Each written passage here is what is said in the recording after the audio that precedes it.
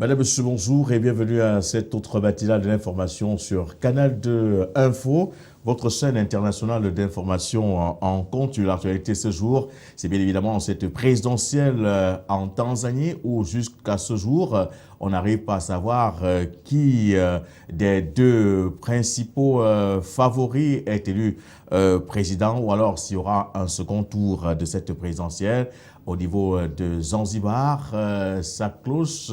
Et on essaiera avec, bien évidemment, nos spécialistes de comprendre véritablement ce qui se passe du côté de la Tanzanie. Et pourtant, du côté de la Côte d'Ivoire, Alassane Dramane Ouattara a été élu au premier tour. Et maintenant, on attend, bien évidemment, l'avenir et la formation, si possible, d'un gouvernement. Certains se posent la question de savoir si ça sera un gouvernement d'union nationale pour que la paix et la réconciliation annoncée par Alassane Dramane Ouattara puissent se traduire dans les faits. Nous parlons aussi du Nigeria et du Niger avec Boko Haram qui refait surface, mais cette fois-ci aussi avec l'exploit de l'armée nigériane qui a réussi à libérer 300 prisonniers des mains de cette secte islamiste et radicale Boko Haram. Voilà donc pour le sommaire. Je vous retrouve dans une poignée de secondes pour les développements.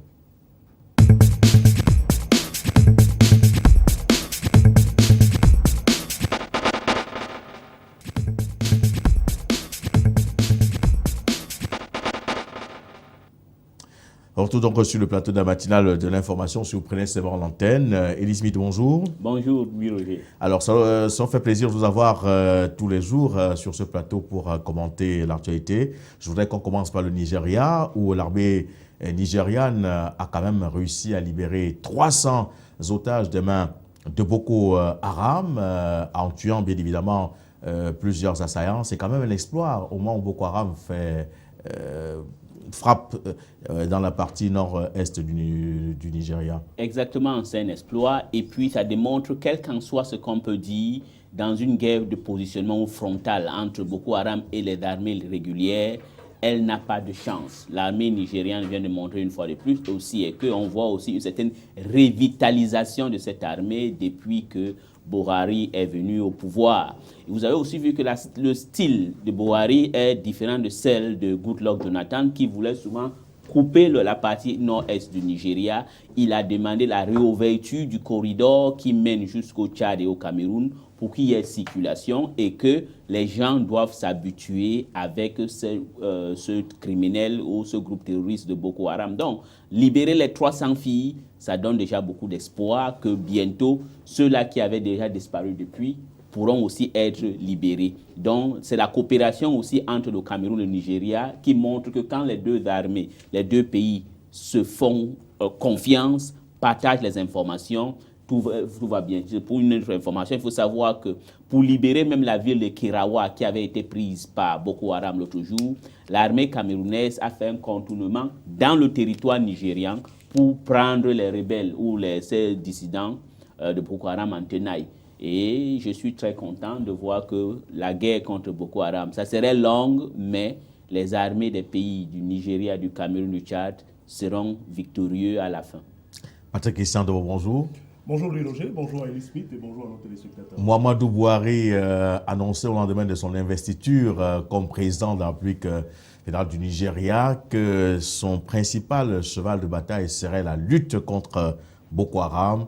L'on se rend compte que depuis quelque temps, il réalise des exploits, mais cette fois-ci, c'est quand même une grosse prise avec 300 personnes libérées. Oui, Louis Roger, il faut dire qu'on avait fini quand même par rester un peu sur quelques notes sombres, n'est-ce pas, au regard de ce que quelques-uns avaient voulu faire du bilan de Buhari, qui a pris le pouvoir le 29 mai, en tout cas qui a été investi officiellement le 29 mai. On avait déjà suivi quelques sons de cloche dans la presse occidentale notamment, qui disaient que Buhari était le maître dans l'art de se baisser lentement. On avait l'impression que Buhari annonçait plus par des discours, des actes à venir qu'il ne les réalisait. Et puis, depuis un certain temps, on a quand même ressenti une montée en puissance de l'armée nigériane, qu'on avait souvent taxé de laxiste dans ce combat, comme le disait Elie.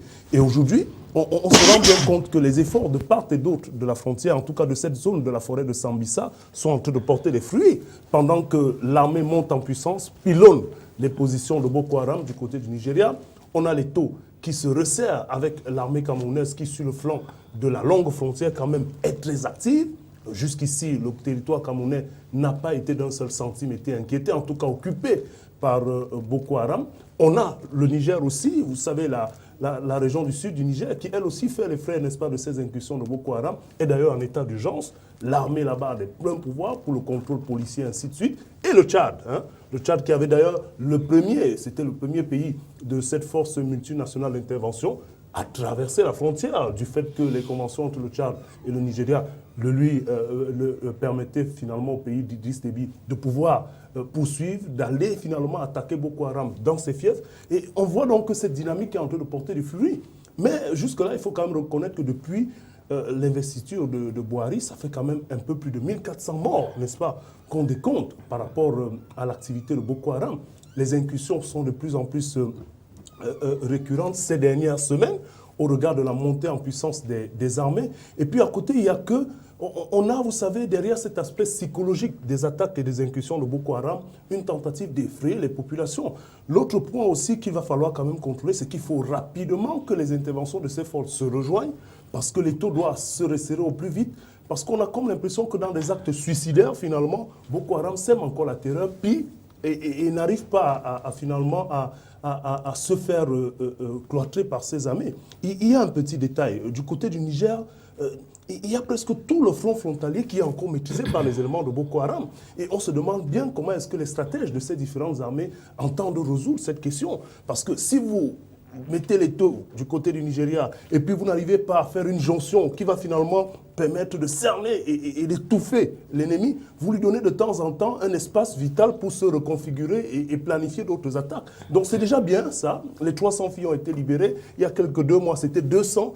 On ne sait pas si les filles de Chimbok qui ont été enlevées en avril 2014 sont comptées parmi les 300, mais c'est déjà de bons signes. Et on espère simplement que les stratégies de ces différentes armées vont permettre d'étouffer à la définitive Boko Haram. 8 hommes, 138 femmes et 192 enfants. Voilà un peu le bilan chiffré de cet exploit de l'armée nigériane qui annonce les couleurs, en attendant bien évidemment que cette force multinationale mixte puisse être de plus en plus opérationnelle sur tous les différents fronts. Et vous l'avez souligné, Patrick Christian Dobor, qui a également eu ces attaques de Boko Haram au Niger. Du Nigeria au Niger, c'est juste un fleuve et puis on se retrouve de côté. Alors, Eli Smith, Boko Haram qui attaque encore du côté du Niger avec 13 villageois qui ont été abattus. Il y a une polémique au sujet de ces assassinats. Certains nous font état des villageois égorgés. Certains nous disent qu'ils ont été tués par balle. Alors, la confusion autour de cette autre attaque de Boko Haram mérite bien évidemment qu'on s'y attarde un tout petit peu. Oui, tuer par égorgement ou tuer n'importe comment, c'est la mort de 13 personnes qui sont parties. Ça n'est pas nécessaire. Je sais que les gens veulent faire des polémiques, peut-être en disant qu'ils ont été égorgés. On veut les lier déjà avec l'État islamique, le mode opératoire. Mais tout le monde sait qu'ils se sont déjà ralliés au mode, comment on dit, à l'État islamique, comme ils ont dit. Et puis, je crois ici, nous avions dit cela aussi, et que la hiérarchie de Boko Haram s'est modifiée. Il y a de nouveaux sangs qui a été injecté, qui a une autre stratégie à mettre en place. Nous avons parlé ici de Mahamad No et puis de Khaled Barnaoui, qui sont les 2 nouveaux artificiers qui changent leur physionomie. Mais je crois que ce qu'il faut, c'est qu'il faut une lutte conjointe de tous ces pays du bassin du lac Tchad, donc le Cameroun, le Niger, le Nigeria, le Tchad. Je pense qu'un jour, il faudra qu'ils planifient une attaque coordonnée pour voir comment en faire. Et puis aussi développer l'aspect de recueil du renseignement. Le renseignement est très important, vu que dans les guerres de positionnement, nous avions vu que Boko Haram, je sais qu'au Cameroun, j'ai vu le Cameroun, la Tribune, Cameroun Tribune, par fierté nationale, veut refuser l'entrée de Boko Haram à Kerawa. Ce n'est pas un mal. On a vu au Nigeria comme ils ont fait. L'essentiel est de les vaincre, et les vaincre pour toujours. Je crois que, oui, tuer les gens par égorgement, par balle, n'est pas important. Peut-être, on va peut-être faire les interprétations du mode opératoire, mais l'essentiel, c'est qu'il faudra qu'on fasse un effort pour qu'on n'ait plus des morts. Ça, c'est difficile, mais on va quand même arriver. Alors, Patrick Christian Doro, je vous pose une question que j'ai déjà eu à poser plusieurs fois sur ce plateau. Pourquoi les médias occidentaux voudraient à tout prix nous faire assimiler tous ces attentats à des actes de Boko Haram? C'est une belle bien colle que vous me placez là, lui, Roger.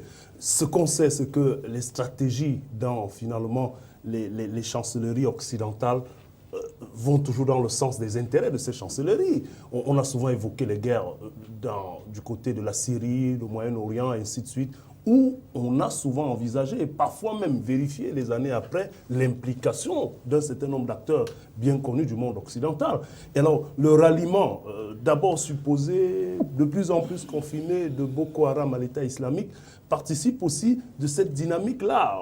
On cherche finalement à donner des liens qui sont peut-être dans l'intention de Boko Haram, dans le souci de se voir être renforcé, de se voir recevoir du soutien. Finalement, on légitimise cette intention-là et Boko Haram est en train de surfer sur cet aspect. Et c'est comme dans une guerre de communication. Vous voyez, Elie évoquait ici le fait d'être égorgé ou de mourir par balle. Certes, ce sont des morts, mais c'est l'image qu'on veut ressortir derrière le fait qu'on dise qu'on a égorgé des personnes.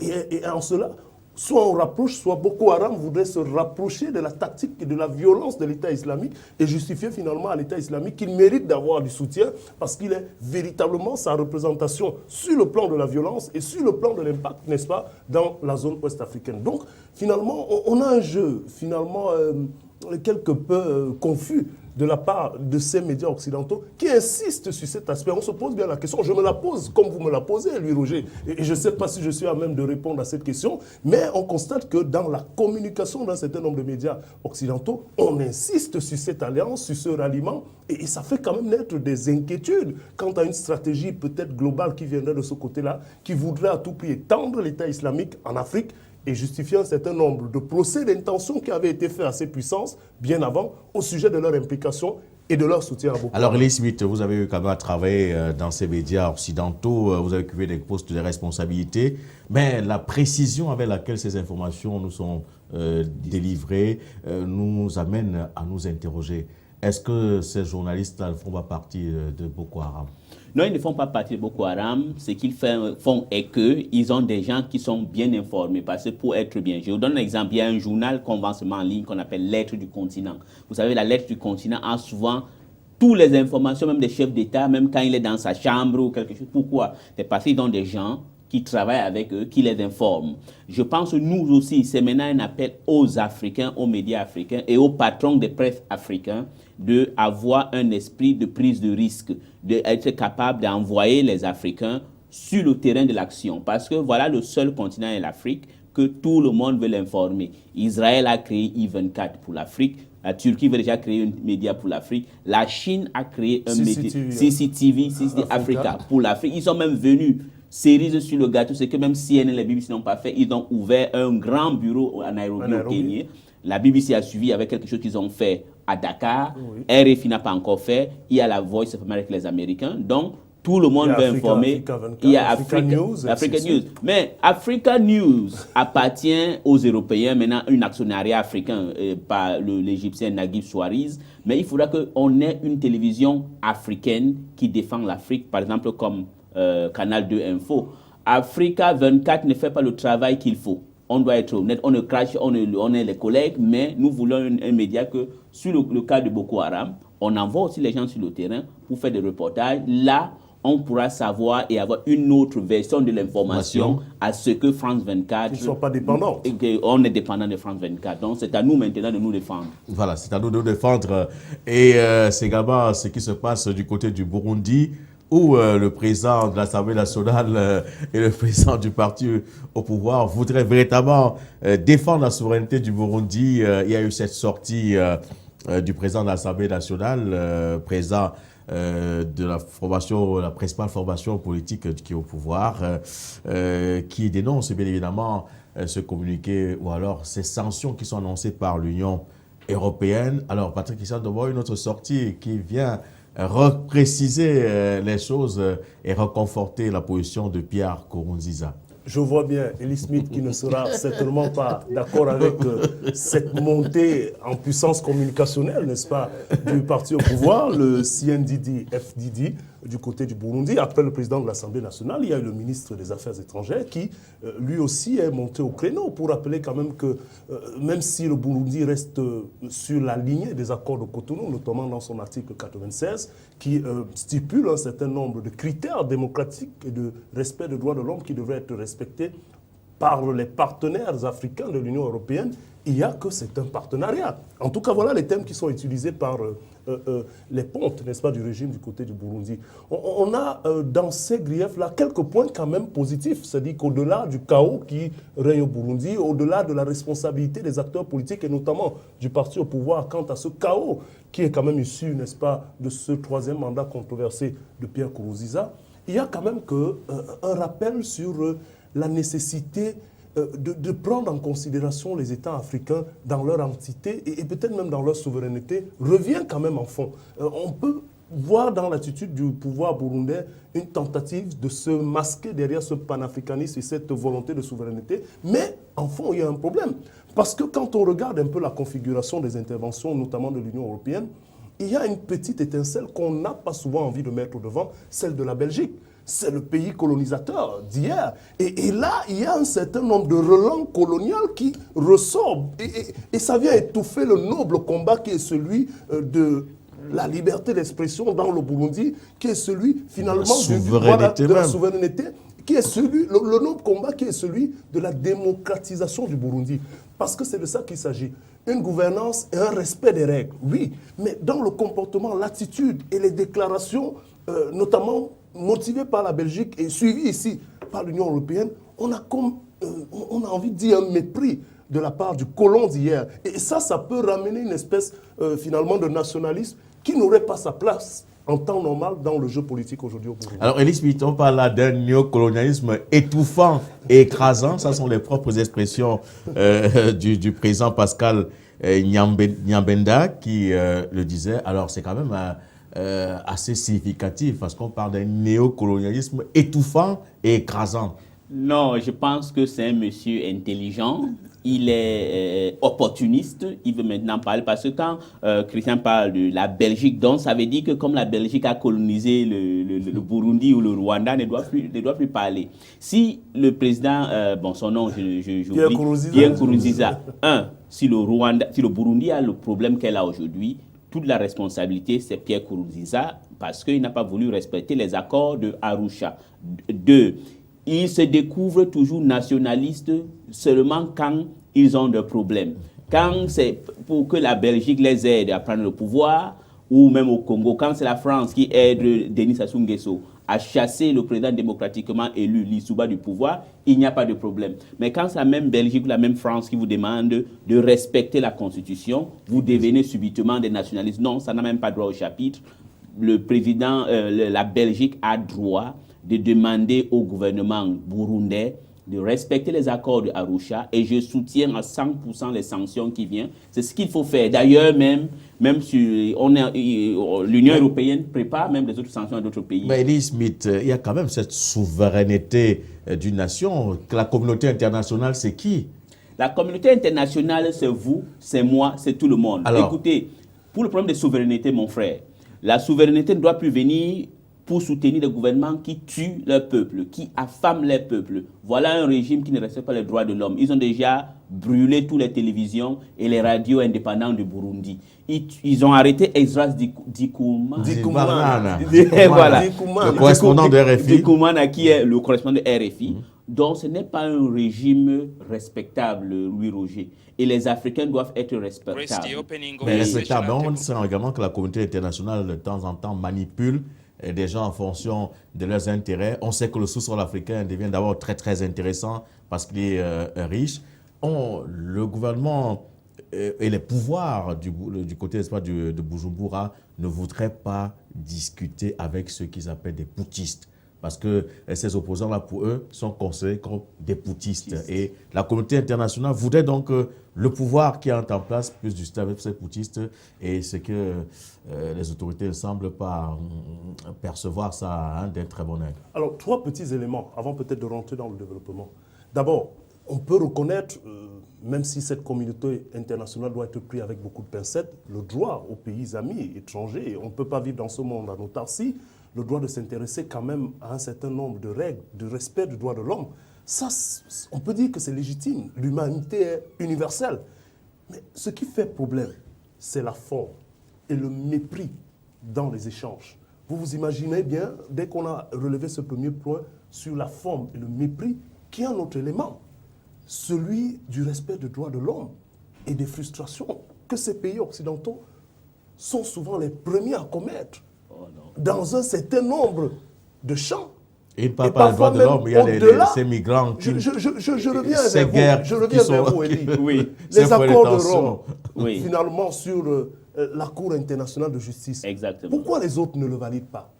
Ils sont conscients d'un certain nombre d'exactions qu'ils commettent, parfois même pas chez eux, chez les autres. On ne veut pas soutenir le régime de Pierre Nkurunziza. Oui. Mais ce qui est à décrier, c'est le ton, c'est la forme, et c'est finalement les injonctions qui sont données. Vous auriez voulu qu'il parle comment? Et troisièmement, pour terminer, il ne faut pas faire la langue de bois. Oui. Cette même communauté internationale est au nez à la barbe de tout le monde en train de regarder ce qui se passe au Rwanda. De quel droit est-ce que Kagame aura un bon de sortie pour la modification et son maintien au pouvoir et Pierre Nkurunziza n'aurait pas? Et deuxièmement, il faut reconnaître, même si on a des choses à reprocher, ces bandes armées, l'opposition armée qui vient du Burundi, qui est au Burundi actuellement, les bases arrières sont au Rwanda. Ça, il faut le reconnaître. Et cette communauté internationale ne dit rien. C'est quand le Burundi sera à feu et à sang que cette communauté internationale va chercher des solutions. Moi, j'estime que peut-être dans le fond, l'intention est bonne, celle de ramener la démocratie ou bien d'apaiser les esprits au Burundi. Mais il y a que les intérêts et les enjeux ne sont pas ceux du peuple burundais. Et c'est en cela qu'on s'oppose, parce que les intérêts ne sont pas ceux du Burundi. Alors, entre les deux mots, je préfère le mal burundais que le mal étranger. Voilà. Alors, surtout ce qui est surprenant, Elie Smith, c'est que ces poutistes dont on parle n'ont même pas de visage, on ne les connaît pas. Avec on dit qui on va encore discuter? qu'il y a une shortlist qui est en train d'être constituée. Par qui? Et c'est là toute la question. Non, je vous comprends, parce que, pour être honnête, vous avez posé une question en ce qui concerne le Rwanda. Pourquoi Paul Kagame va garder 12 millions, combien de millions de Rwandais en prison? Parce que le Rwanda, il faut le dire, c'est une grande prison où une minorité gouverne. Nous allons revenir tout de suite. Mais en ce qui concerne, vous dites qu'il n'y a pas de visage, c'est ce que vous dites. Oui. C'est vrai qu'il n'y a pas de visage, mais la responsabilité, je dois revenir, c'est le monsieur qui a décidé de marcher sur la Constitution. C'est comme on dit, la parole donnée. Quand on a écrit, on a signé. On a souvent dit ici, Yannick Noah a chanté qu'on n'a pas besoin de signer en bas, comme on dit, que les Africains, c'est la parole.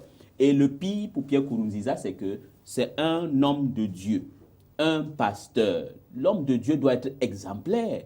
Pourquoi un homme comme lui, qui a fait la guerre, qui connaît les affres de la guerre, et ce n'est pas maintenant, rappelez-vous, son papa, c'est un député en 72.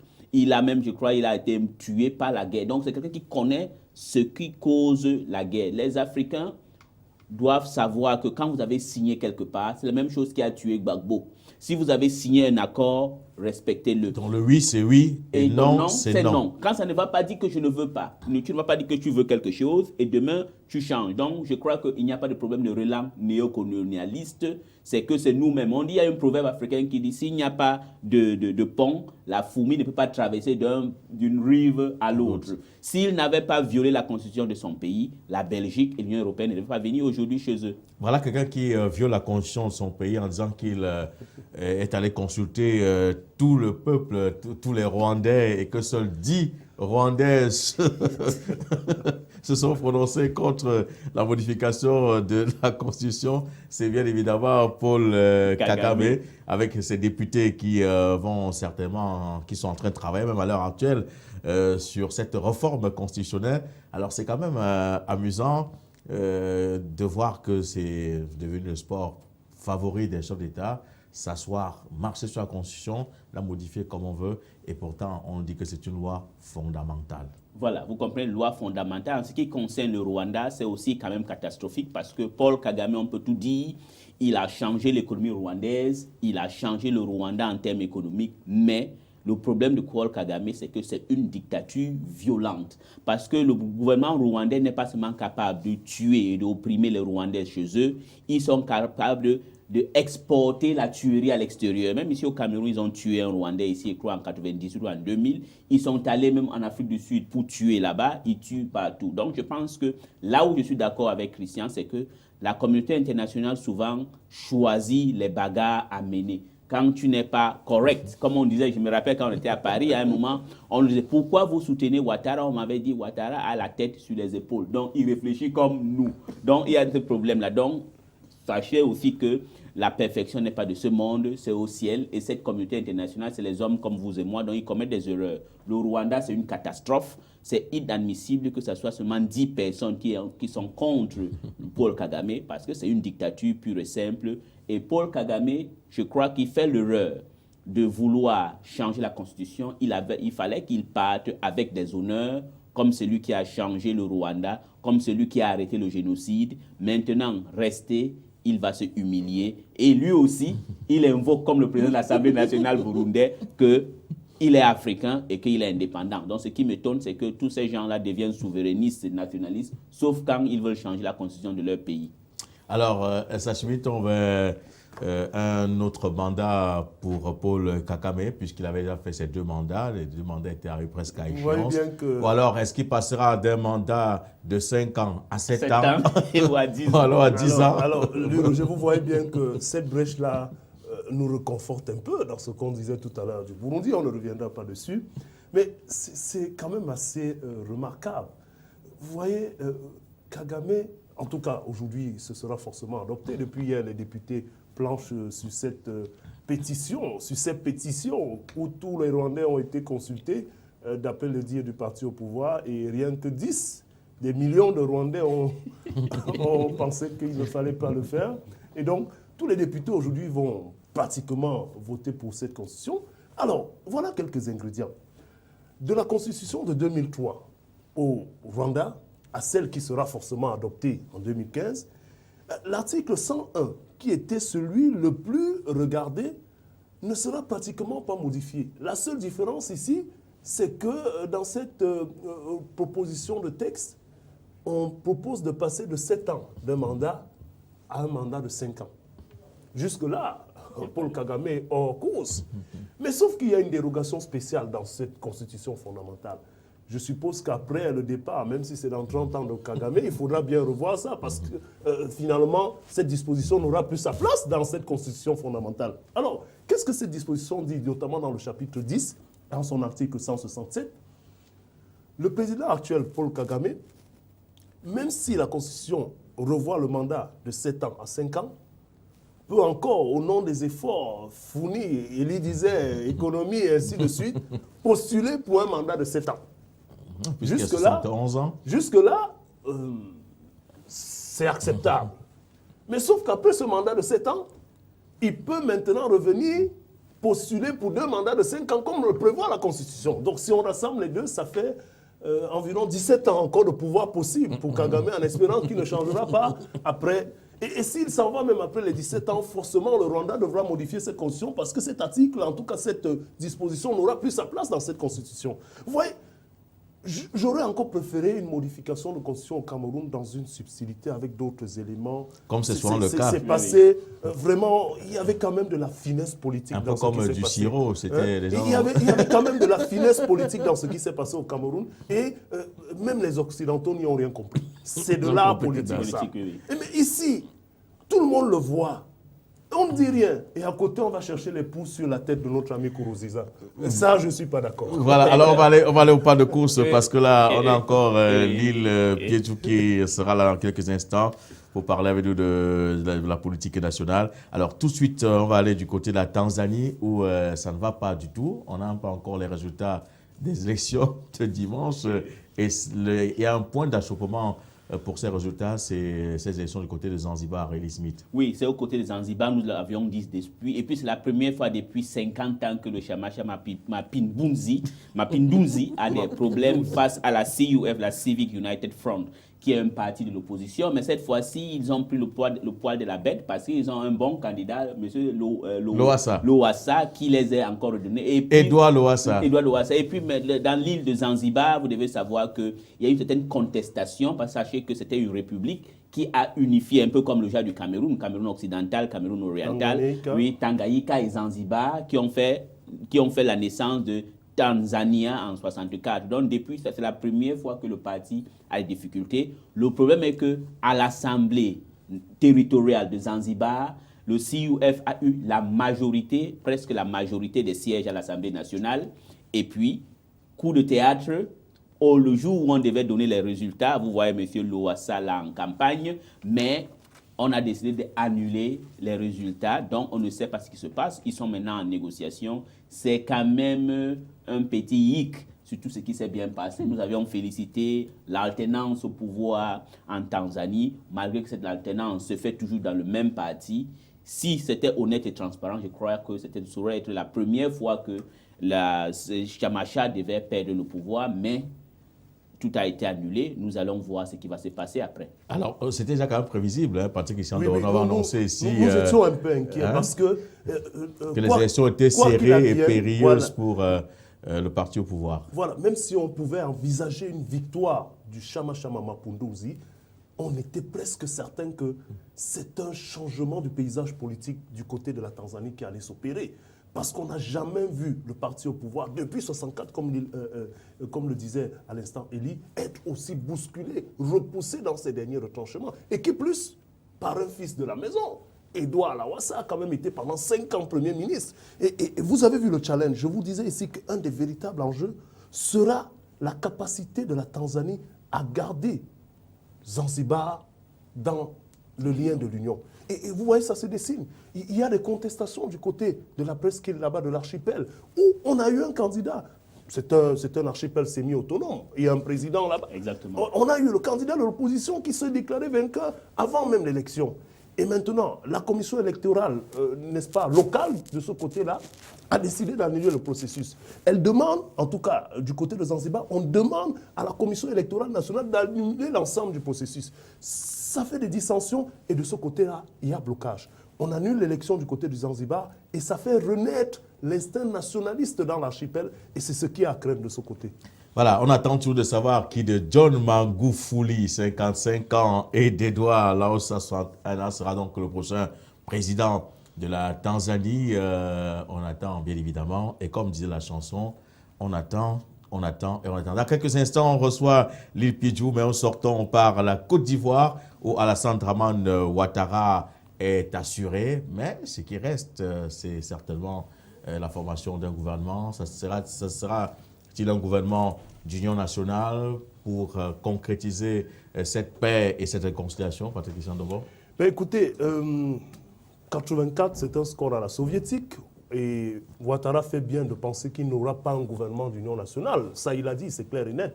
Fort de ce pourcentage, on peut comprendre qu'il a les biceps les plus en vue du côté de la Côte d'Ivoire. Mais il y a quelque chose qui va certainement modifier aussi le paysage politique de la Côte d'Ivoire. On imagine une alliance entre le RDR, finalement, d'Alassane Dramane Ouattara, et le PDCI-RDA, avec, bien évidemment, Henri Konan Bédié, même s'il y a une contestation là-bas. Et l'alliance de circonstances qui a souvent porté pour les élections devrait pouvoir se transformer en une véritable formation politique aujourd'hui. Est-ce que cela va se faire sans, finalement, tremblement de terre, autant dans le RDR que dans le PDCI-RDA, où il y a déjà des contestations? On a les Kwadjo Konan-Bertin qui ne sont pas d'accord. On a Henri Konan Bédié qui a maille à partir avec ses partisans. Mais si cette alliance arrive, ça va certainement reconfigurer le paysage politique où le parti traditionnel et historique, le PDCI de Houphouët-Boigny, avait quand même un certain nombre d'éléments sur le plan du positionnement en Côte d'Ivoire. Et l'autre chose aussi, c'est que finalement, on a le FPI de Laurent Gbagbo qui souffre. C'est quand même un score humiliant pour Pascal Affi-N'Guessan. Et on se pose bien la question de savoir que valent les opposants en Côte d'Ivoire au sortir de cette élection. En tout cas, c'est une question que nous avons posée lors d'un grand forum que valent bien évidemment les opposants africains. Alors, Lille Piedjou, bonjour. Bonjour Louis Roger, bonjour aux téléspectateurs, bonjour à Christian. Alors, c'est quand même surprenant qu'au Cameroun, on se rend compte qu'il y a une mairie dans la capitale politique du Cameroun qui est scellée par le personnel. Tout à fait, il faut dire que c'est depuis pratiquement lundi que les choses sont un tout petit peu compliquées à la mairie de Yaoundé 3e. Là-bas, le personnel réclame pratiquement 3 mois de salaire. Ce personnel a donc décidé de fermer les portes de cette mairie-là. Question pour le maire de résoudre leurs problèmes. Il faut dire que le maire qu'on a rencontré se dit plutôt que le problème se trouve au niveau du receveur municipal. Et quand on trouve le receveur municipal, lui dit que c'est plutôt le maire. Donc c'est un jeu de ping-pong qui se joue à la mairie de Yaoundé 3e. Voilà, un jeu de ping-pong quand même qui déteint sur la politique de décentralisation. Ces collectivités territoriales décentralisées qui n'arrivent pas à se prendre véritablement en charge, ça pose un autre problème. Ça pose un véritable problème. Il faut dire qu'on ne comprend pas pourquoi à un moment précis où on parle de décentralisation au niveau des mairies, qu'on se retrouve à des situations pareilles. Et ce sont des usagers qui souffrent depuis lundi de ce côté-là. On a rencontré le maire. Il dit que le problème est au niveau du receveur municipal qu'il ne paie pas. Le receveur municipal accuse plutôt le maire. C'est un véritable jeu de ce côté-là. Il faut dire que le maire a saisi le procureur de la République.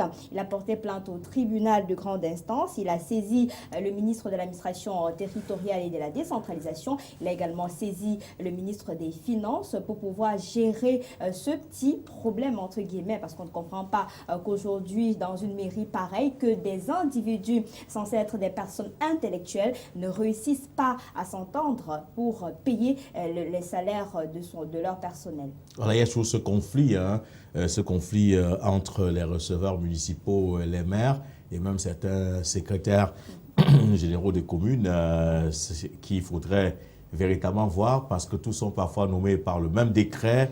Et c'est la débandade totale. Voilà, on espère bien évidemment que d'ici là, le personnel pourra bien évidemment avoir ces 3 mois. Peut-être, Louis Roger, c'est l'occasion pour le ministre de l'administration territoriale de repréciser les rôles de chacun au niveau de ces mairies, de ces communes-là, parce que ça détend sur l'image même de nos maires, du fonctionnement même de ces communes, de ces collectivités territoriales. Là, il est important aujourd'hui qu'on redéfinisse les rôles de chacun pour éviter qu'un personnel ne se retrouve en train de bloquer l'accès à une institution pareille. Et ce sont les usagers qui souffrent. Depuis lundi, on ne peut pratiquement rien faire. On ne peut pas signer les actes de naissance. On ne peut signer aucun dossier. Les usagers viennent, ils repartent. Le personnel attend pratiquement 3 mois de salaire. Vous comprenez, avec la conjoncture, avec tout ce qui se passe aujourd'hui, comment est-ce qu'une famille peut rester, un personnel peut rester pratiquement 3 mois sans salaire à cause de 2 individus, les égaux. Vous comprenez un peu jusqu'où ça peut aller. Et surtout que sont des communes RDPC, le principal parti au pouvoir. Patrick Issandova, avant que l'île parte, un petit mot.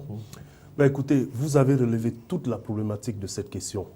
Le receveur, le secrétaire général des communes ou des mairies, il n'a pas de compte à rendre au maire. À vrai dire, le maire est investi par un suffrage, mais c'est les personnes qui sont nommées. Et elles vont rendre compte à celles qui les nomment.